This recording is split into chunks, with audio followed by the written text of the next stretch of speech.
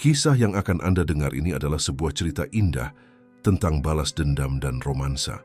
Silakan subscribe ke channel ini jika Anda menyukai ceritanya dan berikan komentar dari mana Anda menonton video ini. Terima kasih telah menonton kami. Cewek secakep itu kok bisa sama aki-aki? Suara anak muda itu menembus keriuhan malam Jumat di warung Kang Murilo di Bandung, Jawa Barat. Aroma bir dingin dan gorengan menguar di udara bulan Maret yang lembab, bercampur dengan suara obrolan seru dan denting gelas yang beradu. Nama saya Budi Santoso, dan umur saya 54 tahun.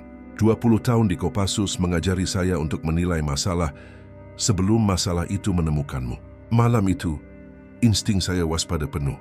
3 mahasiswa ini telah mengawasi saya dan istri saya, Alia, selama 1 jam terakhir, berbisik dan menunjuk dari meja mereka, di sudut seperti hiena yang menunggu saat yang tepat untuk menyerang. Alia meremas tangan saya di bawah meja, jari-jarinya yang dingin menempel di kulit saya. Usianya 49 tahun. Tapi orang-orang selalu mengira dia masih berumur 30-an. Itu karena caranya merawat diri, disiplin yang dia pelajari dari saya selama bertahun-tahun, kepercayaan diri yang terpancar dari mata hijaunya. Malam itu, dia mengenakan gaun biru yang menonjolkan matanya, rambutnya yang kemerahan memantulkan lampu kuning warung seperti api yang menari dalam kegelapan. Setelah 26 tahun menikah, dia masih membuatku terpesona, tapi itu juga membuatku khawatir. Wanita seperti Alia selalu menarik perhatian, dan tidak semua perhatian itu baik, terutama jika datang dari anak-anak manja yang seumur hidupnya tidak pernah mendengar kata tidak. "Sudah siap pulang, sayang?" tanyaku. Menjaga suara tetap tenang tapi cukup pelan agar hanya dia yang mendengar. Tangan saya sudah menghitung jarak ke pintu keluar, menghitung berapa langkah, berapa rintangan. Naluri bertahan hidup dari masa lalu memang sulit hilang. Anak muda yang paling berisik, seorang pirang dengan topi yang dibalik, berdiri saat kami melewati meja mereka. Gerakannya disengaja, diperhitungkan. Dia ingin dilihat, ingin membuat keributan. 2 temannya mengelilinginya, seolah-olah dia sedang memimpin semacam parade militer. Si pirang mengenakan hoodie ITB yang harganya mungkin lebih mahal dari gaji saya seminggu saat masih menjadi prajurit. Berat badannya mungkin tidak sampai 75 kg, tapi dia bersikap seolah-olah dia pemilik dunia. Serius, katanya cukup keras hingga setengah pengunjung warung mendengarnya. Alkohol membuat suaranya terdengar lebih berani dari yang sebenarnya. "Cewek kayak gitu ngapain sama cowok kayak kamu?" Aku berhenti. Suara bising di warung seolah meredup, seolah-olah suasana itu sendiri sedang menahan napas. Alia meremas lenganku lebih erat. Jari-jarinya menancap di kulitku melalui kemeja. Dari sudut mataku, aku bisa melihat pengunjung lain menoleh untuk menonton, seolah mereka sedang menunggu pertunjukan. Bartender, seorang pria yang lebih tua bernama Pak Agus, yang sudah mengenalku sejak zaman aku datang ke sini, sebagai prajurit muda yang sedang cuti, mengangkat matanya sambil membersihkan beberapa gelas. Ada ekspresi khawatir di wajahnya, seolah dia tahu malam itu akan berubah menjadi sesuatu yang tidak diinginkan siapapun. Paling juga gantiin popoknya. Anak muda kedua ikut bicara. Suaranya penuh racun dan alkohol murah. Yang ini lebih gempal, memakai jaket tim dari sekolah swasta mana. Tipe anak yang tidak pernah bekerja seumur hidupnya, yang tidak pernah tahu arti sebenarnya dari kata tanggung jawab. "Ayolah, cantik, kita bisa tunjukin apa yang bisa dilakukan cowok-cowok zaman sekarang." Yang ketiga, tinggi kurus dengan rambut berminyak, yang sepertinya sudah berhari-hari tidak dicuci, menghalangi jalan kami ke pintu. Iya, kakek ini paling udah loyo. Aku menatap anak-anak itu, benar-benar menatap mereka. Tangan-tangan halus yang tidak pernah memegang apapun, yang lebih berat dari stick video game, jeans bermerek, yang harganya setara dengan gaji sebulan seorang pekerja biasa. Tipe anak yang belum pernah berkelahi sungguhan seumur hidupnya, hanya terlalu banyak menonton film dan mengira mereka jagoan. Tapi ada sesuatu yang lain, sesuatu yang menggangguku lebih dari sekadar arogansi masa muda. Itu adalah cara mereka memandang Alia, bukan kekaguman atau bahkan hasrat biasa. Itu adalah rasa memiliki. Seolah-olah dia adalah objek yang bisa mereka ambil begitu saja jika mereka menginginkannya. "Tentu saja, nak," kataku, sambil menggelengkan kepala perlahan. Alia cukup mengenalku untuk mengenali nada itu. Itu nada yang sama yang kugunakan saat berhadapan dengan rekrut baru, yang merasa lebih tahu dari instrukturnya. Tenang, sabar, berbahaya. Si Pirang salah mengartikan pengendalian diriku sebagai kelemahan. Dia membusungkan dadanya seperti ayam jantan yang bersiap untuk berkelahi. Teman-temannya tertawa di belakangnya, seolah mereka adalah penonton bayaran yang menyemangatinya. "Maksudmu apa? Aki-aki." Suaranya lebih keras sekarang, mencoba menarik lebih banyak perhatian. "Bukan apa-apa," kataku, tapi pikiranku sudah beralih ke mode taktis. Kami hanya mau pulang. Tapi saat Alia dan aku berjalan menuju pintu keluar, aku bisa merasakan mereka di belakang kami. Energi di ruangan itu telah berubah total. Apa yang dimulai sebagai malam perayaan yang tenang, kini memiliki ketegangan listrik dari sebuah operasi militer yang akan gagal. Pak Agus menatapku dan menggelengkan kepalanya sedikit, seolah meminta maaf atas apa yang akan disaksikan oleh tempat usahanya. Sesuatu memberitahuku bahwa malam itu belum berakhir. Itu adalah insting yang sama yang membuatku tetap hidup selama 2 dekade dinas militer. Perasaan di perut yang muncul ketika kau tahu bahaya sedang mendekat. 20 tahun yang lalu, aku akan menangani ini dengan cara yang berbeda. Dulu saat aku masih Sersan Budi yang mengajar pertarungan jarak dekat di markas Kopassus di Batu Jajar, Jawa Barat, aku tidak punya banyak kesabaran untuk sikap tidak hormat. Di masa itu, anak seperti si Pirang itu akan belajar pelajarannya dengan cara yang jauh lebih langsung dan menyakitkan. Tapi Alia mengubah itu. Dia mengajariku bahwa kekuatan sejati bukan tentang membuktikan diri kepada setiap berandalan yang merasa jagoan. Ini tentang melindungi apa yang penting tanpa merendahkan diri ke level mereka. Aku bertemu dengannya pada tahun 1998, tepat setelah misi ketigaku di luar negeri. Dia bekerja sebagai perawat di Rumah Sakit Militer Dustira di Cimahi, merawat orang-orang sepertiku yang kembali membawa lebih dari sekadar ransel. Kami kembali membawa bekas luka tak terlihat, kenangan yang membangunkan kami di tengah malam, beban keputusan yang mengubah hidup selamanya. Pertama kali aku melihatnya, dia sedang memegang tangan seorang veteran tua perang kemerdekaan saat pria itu menangis karena mimpi buruk yang tidak pernah meninggalkannya. Ada sesuatu dalam cara dia menghiburnya, perpaduan antara kekuatan dan kelembutan yang belum pernah kulihat sebelumnya. Saat itulah aku tahu dia berbeda. Kami menikah setahun kemudian dalam sebuah upacara sederhana di kapel markas. Alias ingin punya anak. Begitu juga aku, tapi itu tidak pernah terjadi pada kami. Dokter tidak pernah bisa menjelaskan secara pasti mengapa. Mungkin karena paparan bahan kimia selama bertahun-tahun saat dinas militer, mungkin juga takdir. Alih-alih membiarkan hal itu menghancurkan kami mengabdikan diri satu sama lain. Dia mendukungku selama transisi sulit ke kehidupan sipil, ketika aku mencoba mencari tahu siapa diriku tanpa seragam, tanpa struktur militer, yang telah mendefinisikan identitasku selama 2 dekade. Dan aku mendukungnya ketika dia memutuskan untuk kembali kuliah keperawatan, dan kemudian selama S2 manajemen rumah sakit yang dia ambil di akhir pekan sambil bekerja penuh waktu. Sekarang, dia mengepalai unit trauma di Rumah Sakit Santosa, salah satu profesional terbaik di bidangnya di seluruh Jawa Barat. Malam ini seharusnya menjadi malam yang istimewa. Alia baru saja dipromosikan menjadi kepala departemen setelah 5 tahun berusaha. Dan kami merayakannya di warung Kang Murilo, karena di sanalah kami kencan pertama lebih dari 2 dekade yang lalu. Meja sudut yang sama, keramaian malam Jumat yang sama, bartender yang sama yang mengingat kami sejak kami masih muda dan tidak punya uang, ketika aku masih menyesuaikan diri dengan kehidupan sipil, dan Alia sedang menyelesaikan kuliahnya. Tapi mahasiswa-mahasiswa itu telah mengamati kami sepanjang malam. Aku memperhatikan mereka saat kami masuk. Cara obrolan mereka berhenti ketika Alia melepas jaketnya, memperlihatkan gaun yang kubelikan untuknya sebagai hadiah promosi. Cara mereka saling menyikut dan terkikik seperti anak sekolah yang melihat majalah. Cara si Pirang terus meregangkan lehernya untuk melihat Alia lebih baik tanpa rasa hormat atau kebijaksanaan sama sekali. Aku pernah melihat tatapan itu sebelumnya di bar-bar di luar negeri, ketika seorang tentara mabuk memutuskan dia menginginkan sesuatu yang bukan miliknya. Selalu berakhir dengan cara yang sama, dengan seseorang belajar pelajaran menyakitkan tentang rasa hormat. Alia juga menyadarinya, tapi dia sudah terbiasa menjadi pusat perhatian. 26 tahun menikah, dan dia masih membuat orang menoleh kemanapun dia pergi.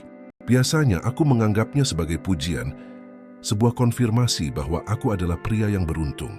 Malam ini terasa berbeda, lebih predator. Cuma anak-anak bisiknya ketika melihatku mengamati mereka dengan lebih saksama. Abaikan saja. Tapi saat kami duduk berbagi sepiring udang goreng, aku bisa mendengar potongan-potongan percakapan mereka, sesuatu tentang sia-sia buat orang tua, dan taruhan dia pasti butuh servis yang beneran. Jenis obrolan yang melewati batas, yang mengubah istriku menjadi objek untuk hiburan mereka. Si Pirang berdiri untuk ke kamar mandi dan harus melewati tepat di samping meja kami. Dia sengaja memperlambat langkahnya, memandang Alia dari atas ke bawah, seolah dia adalah sepotong daging di pasar, lalu mengedip padanya dengan senyum yang mengingatkanku pada semua predator yang pernah kutemui selama bertahun-tahun dinas. Alia membuang muka, untuk pertama kalinya merasa tidak nyaman malam itu. Pipinya memerah bukan karena tersanjung, tapi karena malu. Saat itulah aku tahu kami harus pergi. Bukan karena aku takut pada 3 mahasiswa mabuk, tapi karena Alia pantas mendapatkan yang lebih baik daripada menghabiskan perayaan promosinya dengan mendengarkan omong kosong mereka. Aku seharusnya tahu mereka tidak akan membiarkannya berakhir begitu saja. Anak-anak seperti itu tidak pernah melakukannya. Tempat parkir warung Kang Murilo remang-remang diselimuti kegelapan yang terasa lebih pekat dari seharusnya. Hanya beberapa tiang lampu yang melemparkan bayangan panjang di antara mobil-mobil, menciptakan kantong-kantong kegelapan di mana apapun bisa menunggu. Udara terasa berat dengan bau aspal basah dan kelembapan yang mendahului badai musim panas. Alia dan aku baru setengah jalan menuju mobil pikapku ketika aku mendengar langkah kaki di belakang kami. Bukan langkah kaki biasa orang yang meninggalkan warung, tapi langkah kaki yang disengaja, terukur dari seseorang yang mencoba mengendap-endap tapi gagal karena alkohol. "Hei, mau kemana kalian?" Suara si Pirang bergema di atas aspal, syarat dengan keberanian palsu dari minuman keras. Obrolan kita belum selesai. Aku berhenti berjalan. Tangan Alia secara otomatis menemukan tanganku, seperti yang selalu dilakukannya saat dia gugup. Jari-jarinya sedikit gemetar, dan aku bisa merasakan denyut nadinya yang cepat melalui kulitnya. Dalam 26 tahun bersama, dia telah melihatku menangani tepat 3 perkelahian. Setiap kali itu berakhir bahkan sebelum dimulai, tetapi Alia tahu bahwa ketika aku berhenti berjalan seperti ini, sesuatu yang serius akan terjadi. "Budi," katanya pelan. Suaranya hampir berbisik, "Kita pulang saja." Aku berbalik perlahan. Mereka bertiga berdiri di sana, di bawah lampu kuning tempat parkir. Tampak seperti penguasa dunia. Si Pirang memegang ponselnya, mungkin merekam apa yang dia pikir akan menjadi momen kejayaannya, konten lain untuk diunggah di media sosial, dan membuat teman-temannya terkesan. Masalahnya begini, kata si gempal berjaket tim, melangkah maju seolah dia adalah pemimpin geng. "Kami rasa istrimu mungkin ingin menghabiskan waktu dengan pria sejati." Si tinggi kurus tertawa, suara tidak menyenangkan yang bergema di dinding tempat parkir. Ya, sebelum dia lupa rasanya. Saat itulah sesuatu berubah dalam diriku. Bukan kemarahan, karena kemarahan adalah emosi yang mengaburkan penilaian. Ini lebih seperti sakelar yang berpindah dari satu posisi ke posisi lain. Dari Budi, warga sipil yang khawatir tentang tagihan listrik dan asuransi kesehatan, menjadi Sersan Budi, pria yang melatih anggota Kopassus untuk bertarung dalam beberapa situasi paling berbahaya di dunia. Alia merasakan perubahan dalam posturku. Otot-ototku menegang, napasku lebih terkontrol. "Budi, tidak apa-apa, sayang," kataku tanpa mengalihkan pandangan dari ketiga anak muda itu. Anak-anak ini hanya ingin berdansa sedikit. Si Pirang mendekat, salah mengartikan ketenanganku sebagai kelemahan. "Berdansa? Apa-apaan itu?" "Artinya," kataku, sambil meletakkan kunci mobil di telapak tangan Alia, "kalian mengikuti kami sampai ke sini karena kalian pikir kalian jagoan. Jadi ayo kita buktikan." Aku melepas jaketku, melipatnya dengan rapi, dan memberikannya pada Alia. Gerakan itu disengaja, terlatih, seperti cara aku bersiap untuk latihan saat perlu mendemonstrasikan teknik kepada rekrut baru. Itu juga cara untuk mengulur waktu, menilai situasi, menghitung sudut, mengidentifikasi ancaman. Tempat parkir memiliki visibilitas yang baik, tanpa rintangan berarti. Permukaannya aspal padat, tanpa lubang atau puing-puing yang bisa menyebabkan masalah keseimbangan.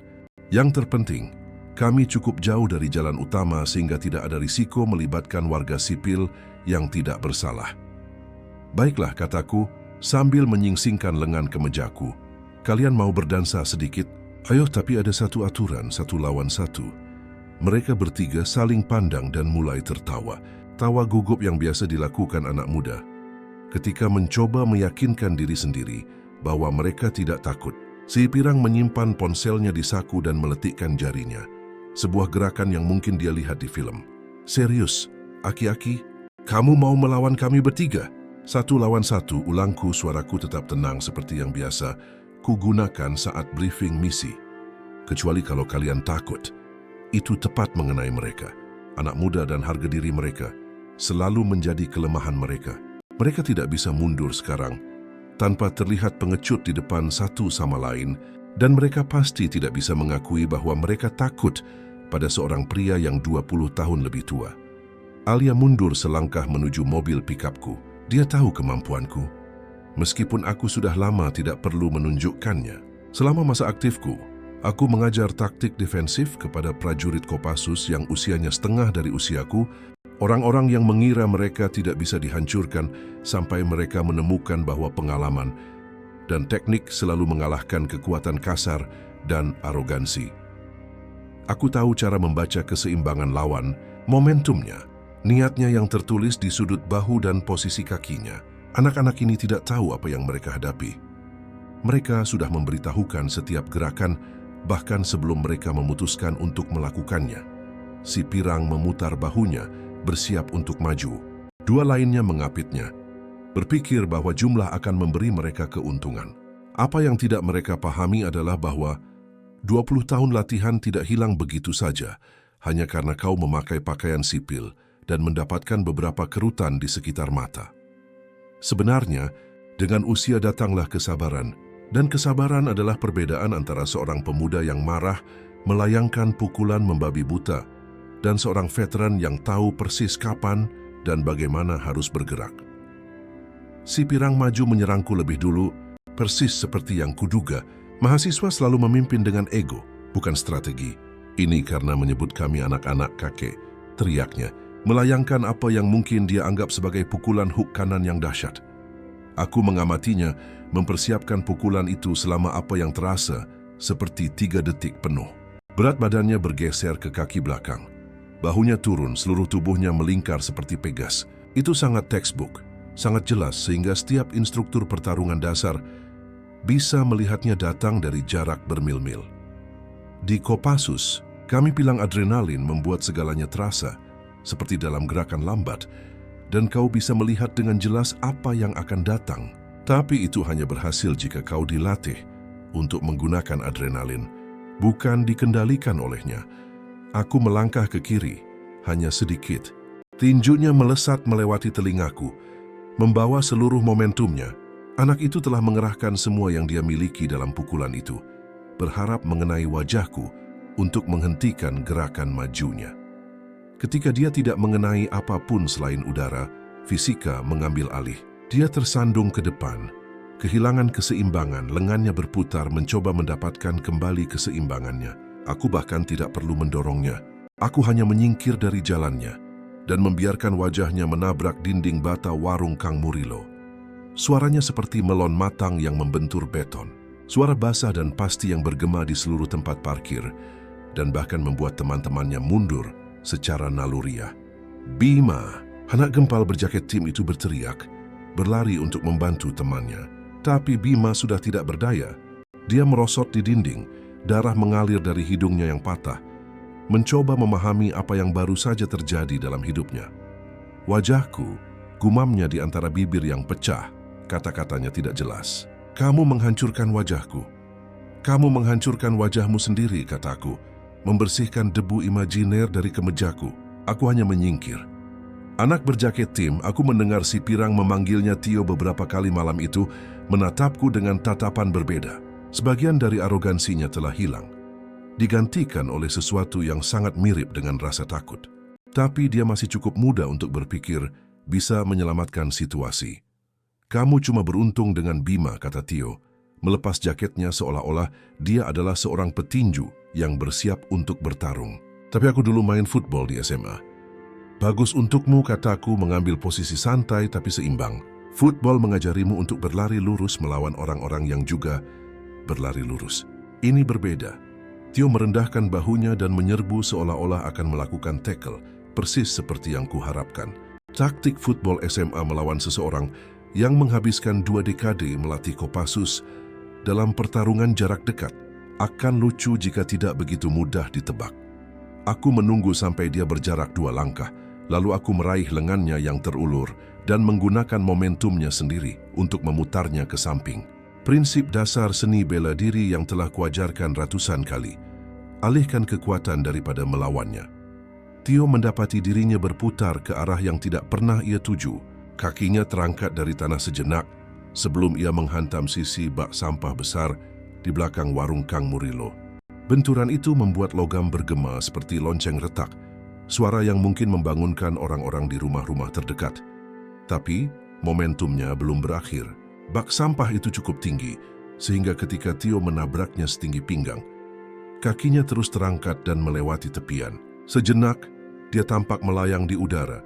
Lengannya berputar sebelum dia menghilang ke dalam bak sampah dengan suara gedebuk yang basah.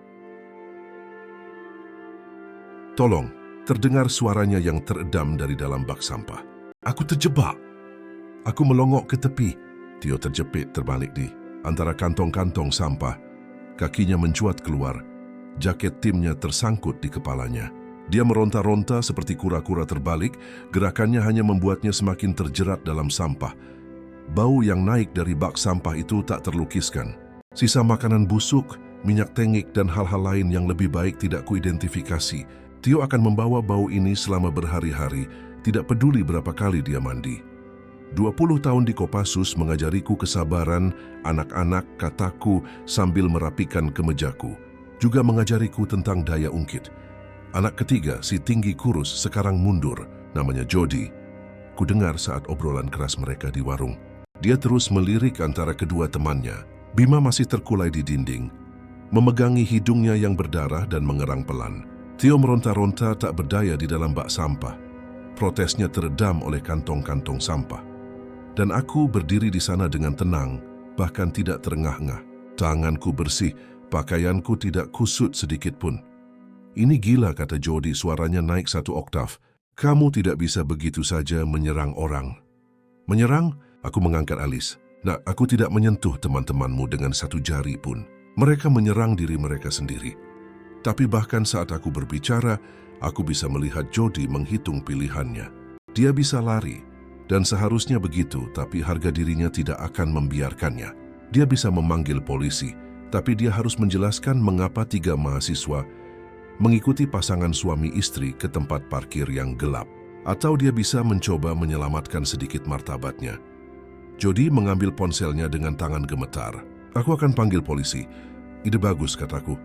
"Pastikan kamu memberitahu mereka bagaimana 3 pemuda mengikuti pasangan suami istri ke tempat parkir yang gelap dan mengancam mereka." Saat itulah Jody membuat kesalahannya. Alih-alih hanya menelepon polisi atau pergi, dia memutuskan dia perlu menyelamatkan sedikit harga dirinya. Sambil menggertak tentang memanggil polisi, dia juga mempersiapkan pukulan licik. Berpikir dia bisa menangkapku saat aku tidak melihat. Tapi di Kopassus, kau belajar mengamati semuanya sekaligus. Penglihatan periferal menjadi keterampilan bertahan hidup. Kau tidak bisa fokus hanya pada satu ancaman, ketika mungkin ada ancaman lain yang mendekat. Jody melayangkan pukulan tak terkendali, sebuah ayunan liar yang ditujukan ke sisi kepalaku. Aku sedikit merunduk dan tinjunya menghantam tiang parkir di belakangku. Suara buku-buku jarinya yang membentur besi cor bergema di tempat parkir seperti ranting kering yang patah. Jody berteriak, bukan teriakan marah atau geraman, tapi jeritan melengking kesakitan murni yang mungkin membangunkan separuh lingkungan. Dia memegangi tangan kanannya di dada. Air mata mengalir di wajahnya saat kenyataan situasi akhirnya mulai meresap ke dalam pikirannya yang mabuk. Tanganku, rengeknya seperti anak kecil. Kamu mematahkan tanganku. Kamu mematahkan tanganmu sendiri, kataku. Dengan cara yang sama, aku biasa menjelaskan konsekuensi kepada rekrut baru yang membuat pilihan buruk selama pelatihan. Kamu meninju tiang parkir. Pada titik ini, orang-orang mulai keluar dari warung Kang Murilo untuk melihat apa yang terjadi. Pak Agus, sang bartender, berdiri di ambang pintu, menggelengkan kepalanya seolah tidak terkejut dengan hasilnya. Beberapa pelanggan lain merekam akibatnya dengan ponsel mereka, mungkin sudah mengunggahnya ke media sosial. Bima masih bersandar di dinding, darah berceceran di hoodie ITB-nya, tampak seperti baru saja bertarung 10 ronde dengan Mike Tyson. Tio masih terbalik di dalam bak sampah, gerakannya semakin lemah saat dia lelah melawan kantong-kantong sampah, dan Jody duduk di aspal, memeluk tangannya yang patah dan terisak-isak seperti anak kecil. Seseorang panggil ambulans. Jody memohon kepada kerumunan yang terus bertambah. "Tolong, sudah saya panggil," kata seorang wanita yang ku kenali dari dalam warung. Begitu kami mendengar teriakan, Alia mendekat dan menyerahkan jaketku. Dia memiliki tatapan itu, yang memberitahuku bahwa dia melihat suaminya seperti 27 tahun yang lalu saat kami bertemu. Bukan penjual asuransi paruh baya yang khawatir tentang halaman rumput dan dana pensiun, tetapi prajurit Kopassus yang bisa menangani apapun yang dilemparkan kehidupan kepadanya. "Kamu baik-baik saja, sayang?" tanyaku mengenakan jaket. Kainnya masih terasa hangat dari sentuhannya. "Sempurna," katanya, menyelipkan lengannya ke lenganku. "Benar-benar sempurna." Saat itulah Jody melakukan satu gerakan putus asa terakhir untuk menyelamatkan martabatnya yang hancur. Dia menyerang kami, teriaknya kepada kerumunan, menunjuk ke arahku dengan tangannya yang sehat. Aki-aki ini menyerang 3 mahasiswa yang tidak bersalah. Pak Agus melangkah maju, membersihkan tangannya di celemek. "Nak, saya melihat semuanya dari jendela warung. Kalian bertiga mengikuti pasangan ini ke sini dan memulai keributan. Bapak ini tidak melayangkan satu pukulan pun." "Benar," kata wanita yang memanggil ambulans sambil mengacungkan ponselnya. "Saya merekam keributannya. Semuanya terekam. Anak-anak ini melukai diri mereka sendiri saat mencoba berkelahi dengan seseorang yang jelas tahu apa yang dia lakukan." Pelanggan lain mulai setuju. Suara mereka tumpang tindih saat mereka menceritakan versi kejadian mereka. Narasi sedang terbentuk, dan itu tidak menguntungkan ketiga mahasiswa itu. Wajah Jody memucat saat dia menyadari versinya tidak akan diterima. Tapi dia pasti melakukan sesuatu, desaknya, suaranya semakin putus asa. "Dia hanya bergerak," kata Pak Agus singkat. "Kalian yang membuat semua kerusakan pada diri kalian sendiri." Suara sirene semakin dekat, ambulans dan polisi dari bunyinya yang semakin keras. Alia meremas lenganku. "Kita mungkin harus tinggal dan memberikan kesaksian." "Sudah berencana begitu," kataku. Kebenaran selalu menjadi pembelaan terbaik. Kebenaran mulai meresap bagi ketiga anak muda itu. Mereka telah mencari gara-gara dengan seseorang yang mereka anggap sebagai target empuk, dan malah mempermalukan diri mereka sendiri di depan para saksi. Lebih buruk lagi, mereka melakukannya saat direkam dari berbagai sudut. Tio akhirnya berhasil keluar dari bak sampah, tetapi jaket timnya hancur dan dia berlumuran apapun yang membusuk di dalamnya. Dia berbau seperti makanan basi dan rasa malu. Aroma yang mungkin akan butuh berhari-hari untuk hilang dari kulitnya. Ini belum berakhir. Bima bergumam di antara bibirnya yang bengkak, tetapi tidak ada keyakinan dalam kata-katanya. Hanya keluhan pahit dari seseorang yang baru saja belajar pelajaran keras tentang rasa hormat. "Ya, sudah berakhir," kataku. Sudah berakhir bahkan sebelum dimulai. Ambulans memasuki tempat parkir, diikuti oleh 2 mobil patroli polisi. Lampu merah dan biru mereka mewarnai segalanya dengan kilau surreal, seperti diskotik dari neraka. Saat para medis mulai memeriksa ketiga mahasiswa itu, aku bisa melihat kesadaran muncul di wajah mereka. Mereka harus menjelaskan kepada orang tua mereka, teman-teman mereka, dosen mereka, teman-teman kos mereka, bagaimana mereka dipermalukan oleh seorang pria berusia 54 tahun, yang bahkan tidak mengangkat tinjunya. Mereka harus hidup dengan cerita ini selama sisa hidup mereka. Alia benar tentang satu hal. Ini jelas bukan cara yang kami rencanakan untuk mengakhiri makan malam perayaan kami. Tetapi entah bagaimana, rasanya persis seperti seharusnya berakhir. Polisi wanita Ibda Sari mengambil kesaksian kami, sementara rekannya, Bribka Darto, menangani ketiga mahasiswa itu. Aku sudah kenal Sari selama bertahun-tahun melalui pekerjaanku dengan kelompok dukungan veteran di rumah sakit tempat Alia bekerja. Dia adalah seorang polisi yang kompeten, yang tidak mudah terbawa oleh cerita dramatis.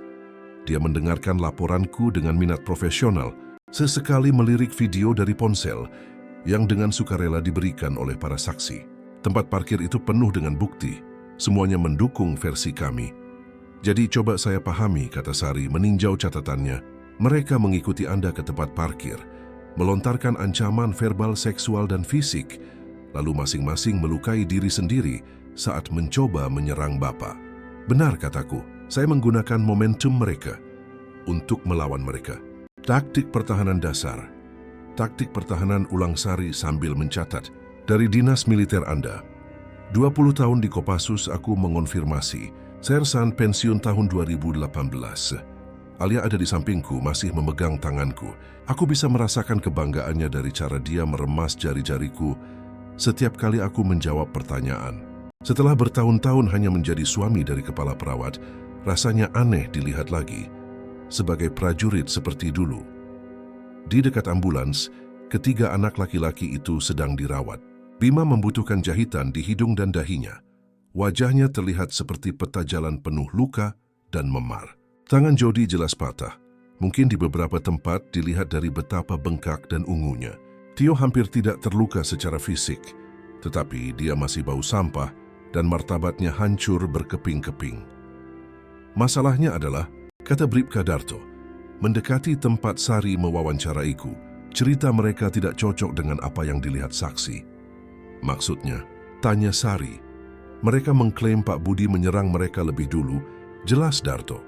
Tapi kami punya 3 video ponsel yang berbeda yang menunjukkan mereka mengikuti pasangan itu ke tempat parkir dan memulai konfrontasi fisik. Aku tidak terkejut. Anak muda yang terjebak dalam situasi memalukan selalu mencoba menulis ulang cerita agar terlihat tidak terlalu menyedihkan. Itu sifat dasar manusia. Mereka juga bersikeras bahwa dia pasti telah memukul mereka entah bagaimana, lanjut Darto. Mereka tidak bisa menerima bahwa mereka melukai diri mereka sendiri. Pak Agus, si bartender, mendekati kelompok kami membersihkan tangannya di celemeknya. Bapak-bapak polisi, saya sudah jadi bartender selama 30 tahun. Saya sudah melihat segala macam perkelahian yang bisa Anda bayangkan. Apa yang terjadi di sini bukanlah perkelahian. Itu adalah 3 anak mabuk yang mencoba mengganggu seseorang, yang mereka pikir target empuk dan mendapat pelajaran fisika. Para medis memasukkan Jody ke dalam ambulans, tangannya yang patah dibalut sementara. Bima menolak untuk dibawa, tetapi dia tampak seperti baru saja ditabrak truk. Tio sedang diinterogasi secara terpisah oleh polisi ketiga yang datang sebagai bala bantuan. Apa kami sudah boleh pergi? Tanya Alia. Sari mengangguk. Kami punya informasi kontak Anda jika kami butuh sesuatu lagi. Tapi sejujurnya ini sepertinya kasus yang sudah selesai. 3 orang mabuk melecehkan pasangan suami istri dan kemudian melukai diri mereka sendiri saat mencoba menyerang. Saat kami berjalan ke mobil pikapku, aku bisa mendengar suara Jody dari ambulans berbicara di ponsel dengan seseorang. Mungkin orang tuanya, dilihat dari nada defensif dan putus asanya. Mama nggak ngerti, katanya. Aki-aki itu, dia pasti semacam ahli bela diri atau semacamnya. Dia menghabisi kami tanpa berusaha sama sekali. Alia tertawa pelan. Ahli bela diri? Hampir, kataku membukakan pintu untuknya. Hanya seorang prajurit tua yang masih ingat beberapa hal. Saat aku menyalakan mesin, Tio melewati mobil kami. Masih bau sampah, jaket timnya yang hancur tersampir di lengannya. Dia menatapku melalui kaca depan dengan sesuatu seperti rasa hormat bercampur ketakutan. Itu adalah ekspresi yang kukenali dari masa-masaku sebagai instruktur. Bima bersandar di mobil temannya, memegang tisu di hidungnya yang masih berdarah, berbicara cepat di telepon. Setiap beberapa kata dia menunjuk ke arahku, mungkin mencoba menjelaskan kepada seseorang bagaimana dia telah dipermalukan. Mereka akan mengingat malam ini selama sisa hidup mereka, kata Alia saat kami meninggalkan tempat parkir. Bagus, kataku. Mungkin lain kali mereka akan berpikir 2 kali sebelum melecehkan seseorang. Tapi aku punya perasaan bahwa konsekuensi bagi ketiga orang itu baru saja dimulai. Di era media sosial dan video viral, penghinaan publik tidak terbatas pada tempat parkir di Bandung. 2 minggu kemudian, Alia menunjukkan video di ponselnya saat sarapan. Aroma kopi segar menguar di dapur, bercampur dengan bau roti panggang dan cahaya lembut pagi hari Minggu. "Sayang, kamu harus lihat ini," katanya, nyaris tidak bisa menahan tawa. Klip itu memiliki lebih dari 2 juta penayangan di berbagai platform media sosial. Seseorang telah mengkompilasi ketiga video dari para saksi menjadi satu, lengkap dengan tayangan ulang gerakan lambat dan komentar jenaka. Judulnya berbunyi, 3 playboy kampus diberi pelajaran oleh kakek mantan Kopassus tanpa satu pukulan pun. Aku melihat diriku dengan tenang menyingkir saat Bima menabrakkan wajahnya ke dinding bata. Kemudian, lompatan spektakuler Tio ke dalam bak sampah diputar dalam gerakan lambat dengan musik film laga yang dramatis. Akhirnya pertemuan Jody dengan tiang parkir. Teriakannya bergema di atas foto beku dari ekspresi terkejutnya. "Ini ada di mana-mana," kata Alia, menggulir komentar. Twitter, Instagram, TikTok. Seseorang bahkan membuatnya menjadi meme. Komentar-komentarnya brutal untuk ketiga mahasiswa itu. "Bayangin selemah itu sampai kalah sama fisika. Bocah-bocah. Kini beneran ngira mereka jagoan. Buat bapak, Kopassusnya bahkan gak keringetan." Ketika sok jago berakhir tragis. Rasa hormat itu didapat, bukan dipaksa. Tetapi konsekuensi sebenarnya lebih dalam daripada ejekan di media sosial. Alia telah mendengar melalui koneksinya di rumah sakit bahwa ketiga pemuda itu telah diidentifikasi oleh mahasiswa ITB yang mengenali mereka di video. Nama lengkap mereka, kos-kosan mereka, akun media sosial mereka, semuanya menjadi pengetahuan publik sekarang. Internet telah melakukan sihir detektif kolektifnya dan tidak ada tempat untuk bersembunyi. Sekarang, universitas telah memulai penyelidikan disipliner setelah video itu menjadi viral.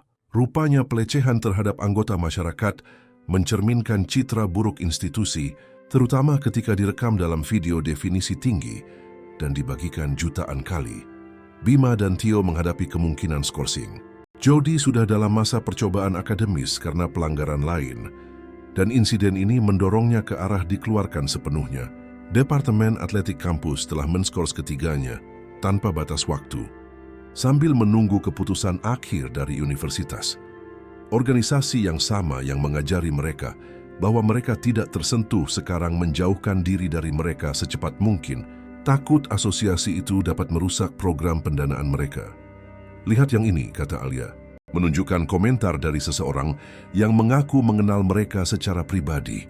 Dulu mereka ini gayanya kayak penguasa kampus. Sekarang mereka nggak bisa nunjukin muka dimanapun tanpa ditertawain orang. Video viral itu telah menjadi studi kasus tentang konsekuensi modern. Setiap kantor keamanan kampus di provinsi ini menggunakannya dalam presentasi tentang pelecehan dan penyerangan. Setiap instruktur bela diri menunjukkannya untuk mendemonstrasikan bagaimana pelatihan yang tepat dapat menetralkan ancaman tanpa kekerasan. 3 pemuda yang memulai malam dengan berpikir mereka akan mempermalukan pasangan yang lebih tua, malah memberikan hiburan selama berminggu-minggu kepada internet dengan mengorbankan diri mereka sendiri. Tapi ada satu lika-liku yang tidak kami duga, baik Alia maupun aku. 3 bulan setelah insiden itu, aku sedang mengantre di supermarket ketika aku merasakan seseorang menepuk pundakku. Aku berbalik dan mendapati Bima, anak pirang yang memulai semuanya di warung Kang Murilo. Dia terlihat sangat berbeda. Lebih kurus, lebih serius, dengan bekas luka tipis di dahinya tempat dia menabrak dinding bata. "Pak Budi," katanya suaranya ragu-ragu. "Bisa saya bicara sebentar?" Reaksi pertamaku adalah tegang. Insting lama sulit mati. Tapi kemudian aku melihat matanya. Tidak ada kemarahan di sana. Tidak ada keinginan balas dendam. Hanya sesuatu yang sangat mirip dengan rasa malu. Tentu, kataku, menjauh dari antrean. Saya hanya ingin bilang, dia memulai, lalu berhenti. Jelas kesulitan mencari kata-kata.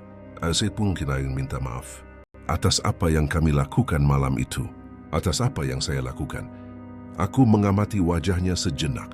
Arogansi masa mudanya telah hilang sama sekali. Digantikan oleh sesuatu yang tampak benar-benar reflektif.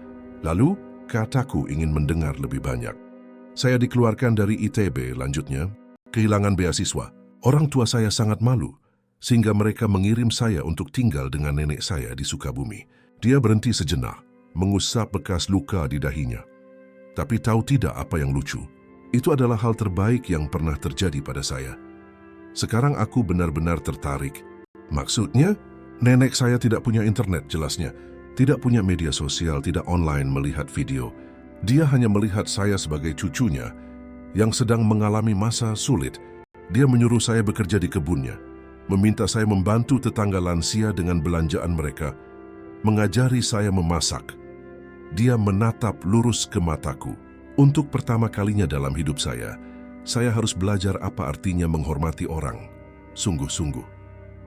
Bima memberitahuku bahwa dia telah mendaftar di sebuah akademi komunitas di Sukabumi, membayar uang kuliahnya sendiri dengan uang yang dia peroleh dari bekerja paruh waktu di sebuah toko bangunan. Itu bukan kehidupan glamor yang dia rencanakan, tapi itu adalah kehidupan yang dia bangun dengan tangannya sendiri.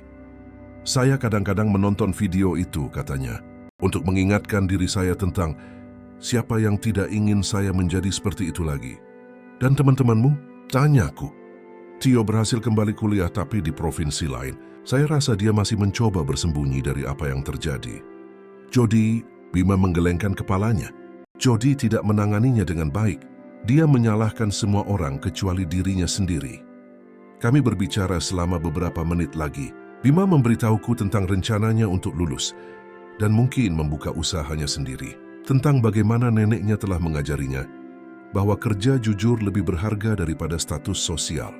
Tentang bagaimana dia belajar memperlakukan orang dengan hormat yang tulus, bukan hanya kesopanan di permukaan. Saat kami akan berpisah, dia ragu-ragu sejenak.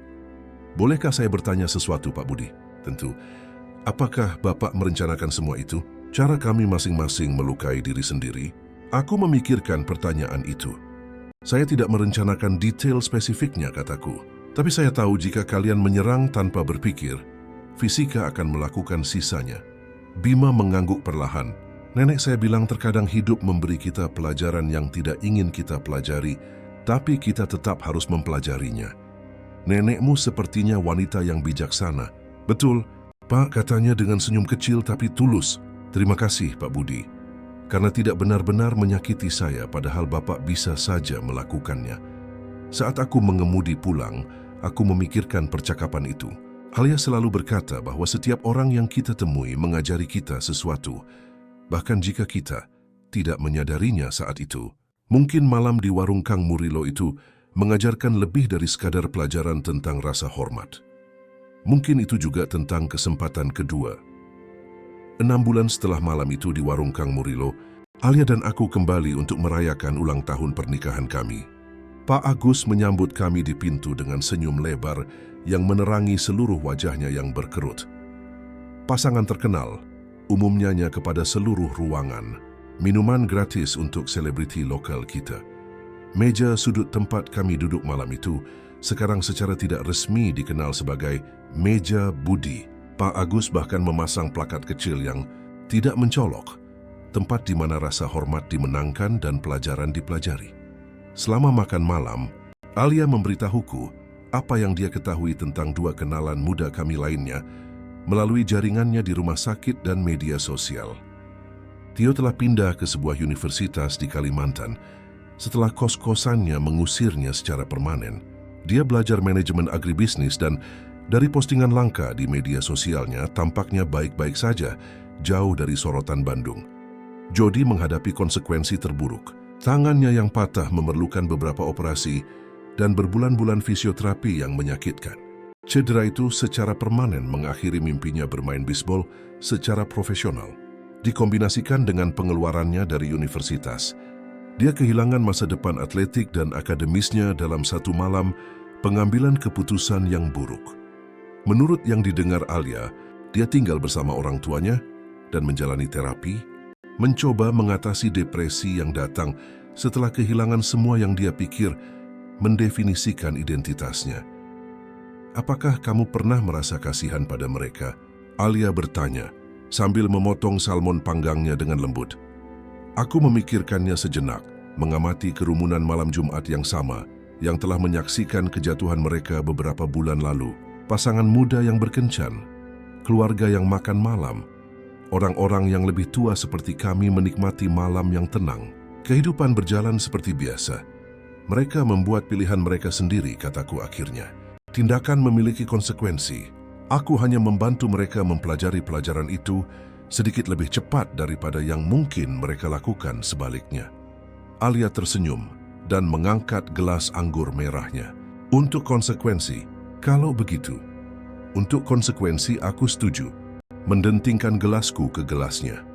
Ketika kami meninggalkan warung Kang Murilo malam itu, aku membukakan pintu untuk Alia dan mengawasinya berjalan ke tempat parkir, di mana 3 pemuda telah belajar pelajaran tersulit dalam hidup mereka. Lampu tiang melemparkan bayangan panjang yang sama. Tetapi semuanya terasa berbeda sekarang. Damai terselesaikan. Bima, Tio, dan Jody menemukan bahwa dunia tidak berutang rasa hormat padamu hanya karena kau menuntutnya. Bahwa kekuatan sejati bukan tentang mengintimidasi orang yang terlihat lebih lemah darimu. Bahwa beberapa pelajaran hanya bisa dipelajari dengan cara yang sulit. Penghinaan publik mengikuti mereka melalui platform media sosial dan ke dalam kehidupan nyata mereka. Merugikan mereka persahabatan, peluang akademis, dan status sosial dalam komunitas mereka. Video viral itu telah menjadi catatan permanen dari penilaian buruk mereka. Dapat dicari oleh calon pemberi kerja, calon pasangan romantis, dan siapapun yang mungkin mencari nama mereka secara online. Upaya mereka untuk menjadikan diri mereka sebagai korban menjadi bumerang ketika para saksi dan bukti video membantah klaim mereka, membuat mereka tidak hanya menghadapi konsekuensi fisik, tetapi juga hilangnya kredibilitas dan rasa hormat dari keluarga, teman, dan institusi. Mereka bertiga belajar bahwa beberapa kesalahan bergema jauh melampaui saat kesalahan itu dibuat. Bahwa 20 detik keputusan buruk dapat membentuk kembali seluruh masa depan. Bahwa karakter sejati seseorang terungkap bukan saat semuanya berjalan baik, tetapi saat mereka menghadapi kesulitan. Terkadang, kemenangan terbaik adalah kemenangan di mana kau tidak pernah perlu melayangkan pukulan. Terkadang, kekuatan terbesar terletak pada membiarkan kehidupan mengajarkan pelajarannya sendiri. Dan terkadang, hanya terkadang pelajaran itu melekat. Setidaknya bagi sebagian orang,